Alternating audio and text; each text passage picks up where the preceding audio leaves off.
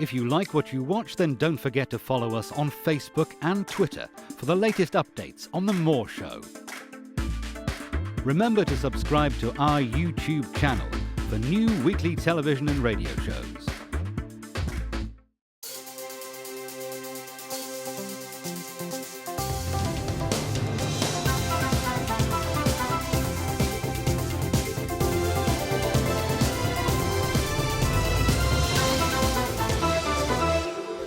Joining me now is hypnotherapist Christine Gould. Now, it was a result of being diagnosed with ME in the late 1980s that Christine trained to become a Reiki practitioner. This led Christine to undertake a 5-year apprenticeship to teach and involved learning about the metaphysical causation of illness, basically understanding the unresolved issues that manifest with a whole range of symptoms which could prevent us from leading a fulfilling and wholesome life.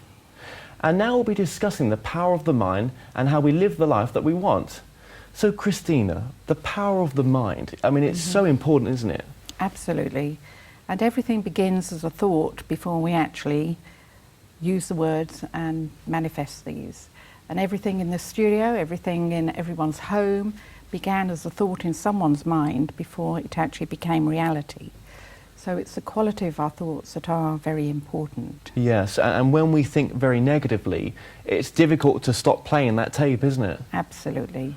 And a lot of people don't realise that we do have choice.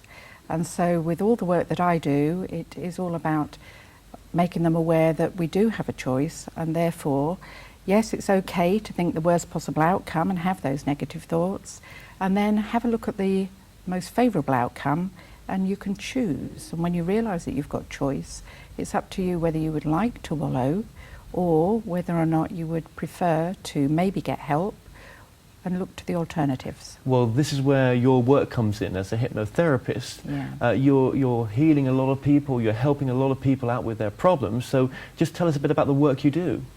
Okay, well, it was interesting that you used the phrase of thought, the phrase that I heal a lot of people. I actually don't, because I facilitate change on behalf of others. So everybody has their own answers within, and things need to get as bad as they need to in order that they will seek help. And it's fine to get medication, it's a temporary solution. However, it doesn't address the underlying issue. And the underlying issue is generally an emotion that is triggered in the current, and therefore it will manifest as those ongoing systems and symptoms.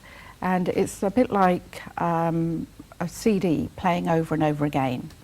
Now, when something is not working well for us, we will often, become so overwhelmed that we don't know what to do.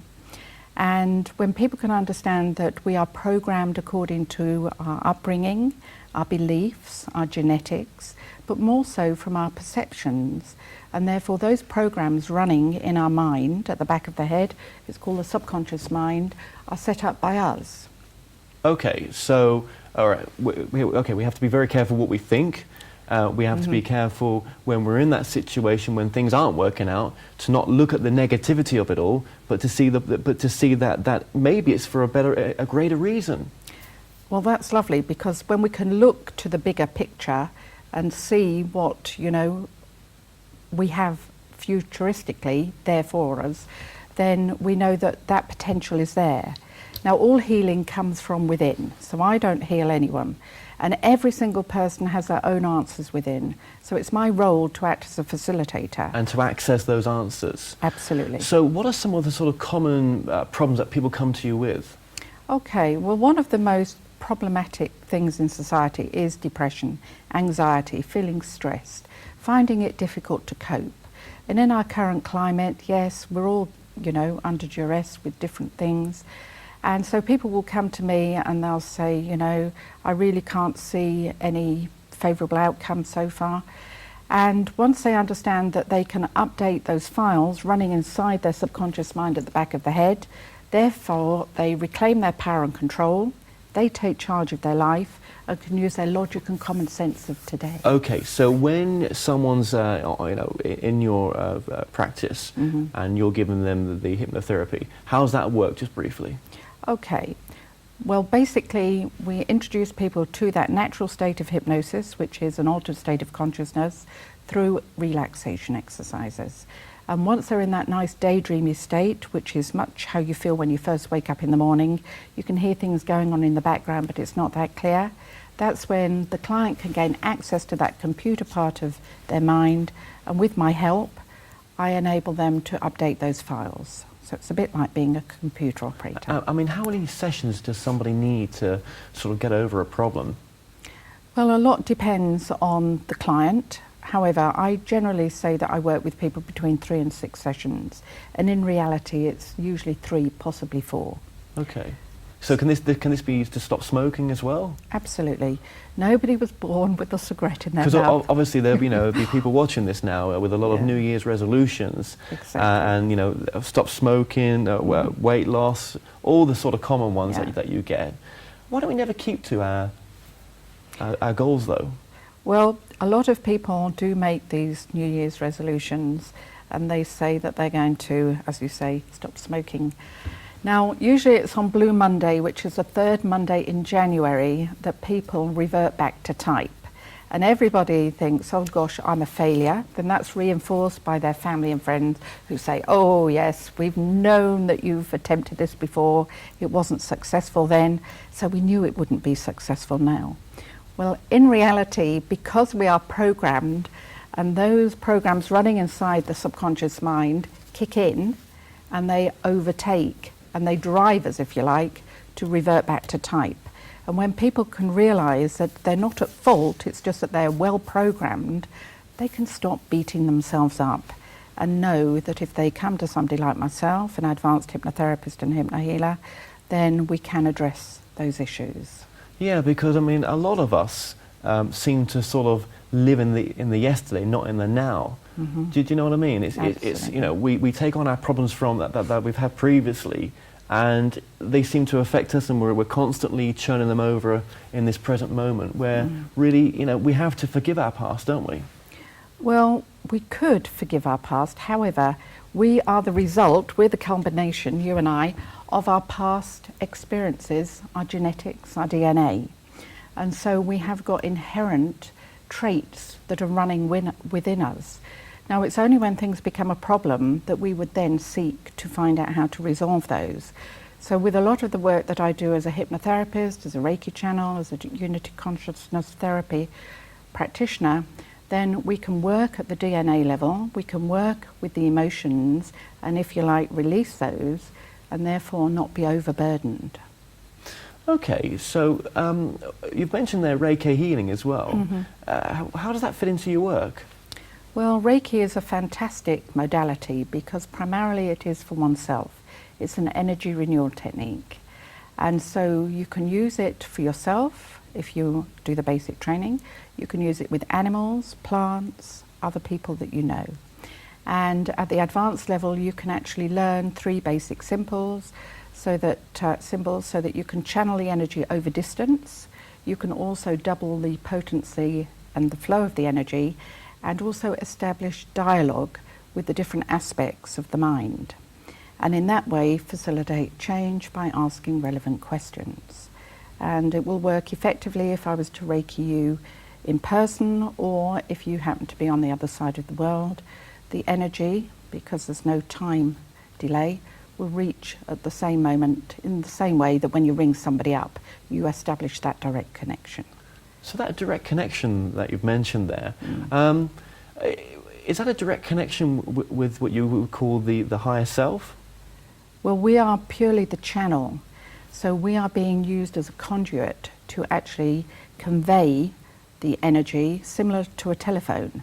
So we don't actually participate in the electrical and all the other ramifications for telecommunications, and this is all done on an energetic level. We've mentioned this as well, the whole thing about tuning to our goals, trying to achieve our goals. And do you think one of the problems is why people suffer from issues of depression and other sort of self-trust issues, whatever it may be, is because we're not in tune with what we're supposed to be doing? Well, many people don't really know what they want from life, and we're on this sort of treadmill and we are just carrying out the functions on a daily basis. When we can ascertain what it is we really want in life, then anything is available and everything is possible. And it's only things, emotions within us, that prevent us from achieving the desired outcome. So if genetically in your family line there has been a theme of I don't deserve or I'm not enough, then that can override your abilities to attract to you and manifest your heart's desires. But why would we have these feelings of, I'm not worth it? Is it down to that we don't love ourselves? No, not at all. It's that programming. And many of the programs that we've got running within don't belong, if you like, to us because they can be inherent. And with some of the energy work that I've done, especially the Access Energy for Transformation, which Gary Douglas oversees, he would say that 98% of the thoughts that run through us don't belong to us. And to inherit those problems, you've got to ask yourself, well, where does that come from? Exactly. So with the work that I do, especially with the Unity Consciousness techniques, we can access those emotions, and through the techniques and the protocols, then they can, if you like, dissolve, they're resolved, and we are able to live in the moment without any negative feelings when we reflect back on those instances. Okay, So, but do you think for the audience and someone suffering from a problem one of the problems that we've mentioned, do you think it's a case of just right now, just to sit there in a bit of quiet space and just to sort of reflect and just to give some time back to yourself? Okay, what anybody can do, if you're not feeling 100%, recall a time in your life where you did feel good. And this is where, especially working with children, I have to use lots of variations on words, semantics. So think of a time where you had good feelings in the body, you were feeling happy, on top of the world. Now that could have been a special treat, it could be falling in love, it could be achieving something. And, passing your driving test, for example, those feelings of success. Now if you can think and reflect back on a time where you had the good feelings, guess what? They'll generate in the body. So sit there and just bask in the positive. And all the cells start talking to one another. And then you can, if you like, imagine a dial and turn up those feelings with the next breath you take and make them as strong as you can. As you reflect on that situation where you were having a good time, make the picture bright and vivid and bold. And then as you make the feelings and the emotions as strong as possible, just close up your right hand. And then you've anchored those lovely feelings. And this is what I do with all the children if they're doing Christmas plays, for example, or they're having to stand up and read something out loud. Be able to stimulate a positive response in the body, and therefore you're likely to be calm and convey the words in the way that you'd like to. But what about when obviously those feelings have gone and Yes. you're then back into the problem again when it comes back on, you're back into that negativity again. How do you switch that off again? Okay. Well, you can always take that deep breath, close up the right hand, and it will generate the good feelings in the body. Okay. And the more you practice, then the more effective it works. So there are lots of techniques, very simple techniques that people can use for themselves. And, just the colours we wear, the colours we have in our environment can affect how we feel. Being outside in nature every day is something very simple to do, but how many people actually go out every day? Having the windows open, allowing air to flow through our property. Just fresh air, yeah, Fresh to make air. a difference, yeah, just to make us feel that bit better, yeah. Yeah. And you mentioned there that you work with kids as well. I mean, that's an interesting aspect of your work. Hypnotherapy with children, is that right? Absolutely. Wow.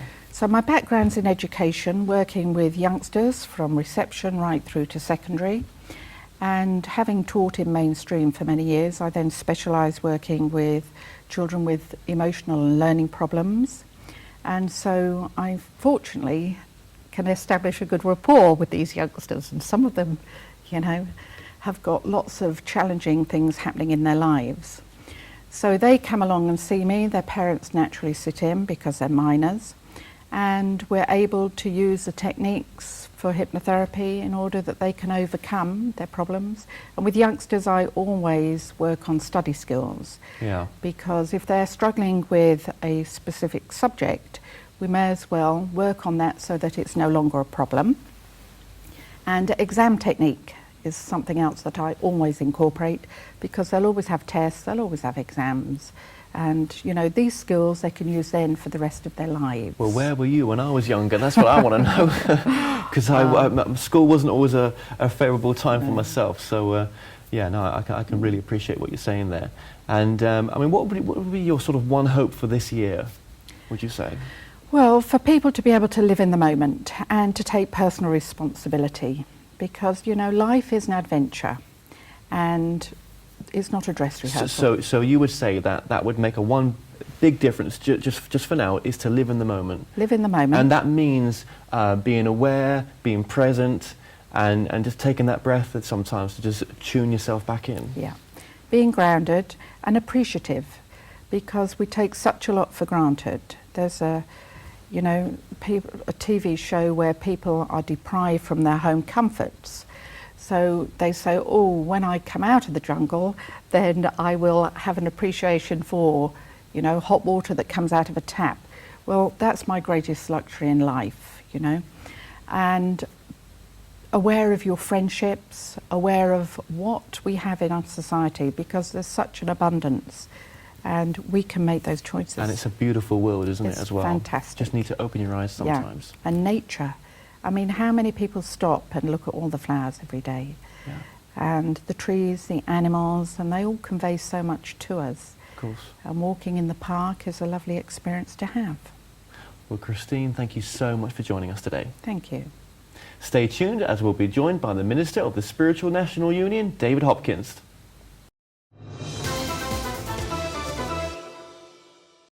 Visit themoreshow.co.uk/shop to purchase products and services from your favourite past guests. If you're new to this site, you can also catch up on the previous television and radio shows through YouTube and the More Show website.